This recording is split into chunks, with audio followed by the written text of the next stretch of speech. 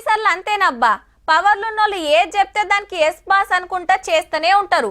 Rule ప్రకారం అది తప్ప రైటా, అట్లా చెయ్యొచ్చా చెయ్యొద్దా అనేది అస్సలు ఆలోచన చేయరు. ప్రమోషన్ల కోసమో పెద్ద సార్ దగ్గర ఇంకేదైనా ఫాయిదా అవుతుందనో ఆశపడుతుంటారు. కానీ ఎల్లకాలం వాళ్ళే పవర్లు ఉండరు కదా. సర్కారు మారినాక అప్పుడు ఉంటుంది అస్సలాట. ఫోన్ ట్యాపింగ్ కేసుల గదే నడుస్తుంది ఇప్పుడు. ఎస్ఐబి పాతపెబ్బ ప్రభాకర్ రావు గారు ఇయాల సుత సిట్ విచారణకు వచ్చిండు.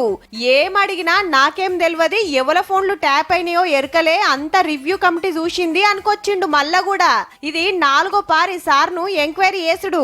ఏది చక్కగా చెప్తలేడని సుప్రీంకోర్టుకు పోయి రిలీఫ్ రద్దు చేయాలని ఆలోచన చేస్తురట సిట్ పోలీసులు. అట్లనే అప్పటి రివ్యూ కమిటీలున్న పెద్ద పెద్ద పోలీసులను సుత అడుగుతుర్రట ఎందుకు చేసిండ్రో చెప్పాలని. ఇంకో దిక్కు సాక్షులను పిలిచి వివరాలు తీసుకు నడుస్తుంది.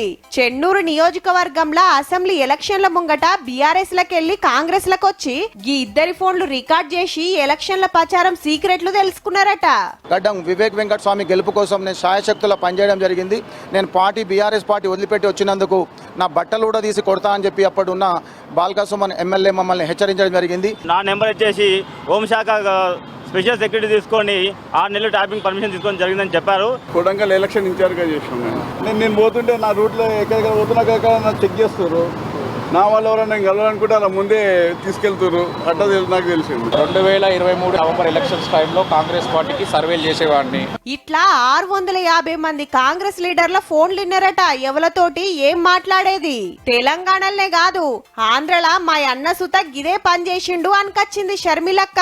స్వయంగా వైవి సుబ్బారెడ్డి గారే వాళ్ళు ఫోన్ ట్యాప్ చేసిన కాన్వర్సేషన్ నాకే వినిపించారు. బైబిల్ మీద ప్రమాణం చేయగలను, నా బిడ్డల మీద ప్రమాణం చేసి నిజమని ఎక్కడైనా చెప్పగలను. ఫోన్ ట్యాపింగ్ వెనకాల పెద్ద పెద్ద లీడర్లు ఉన్నారని అయితే ప్రచారం నడుస్తుంది. చూడాలి మరి క్లైమాక్స్ ఎట్లుంటదో.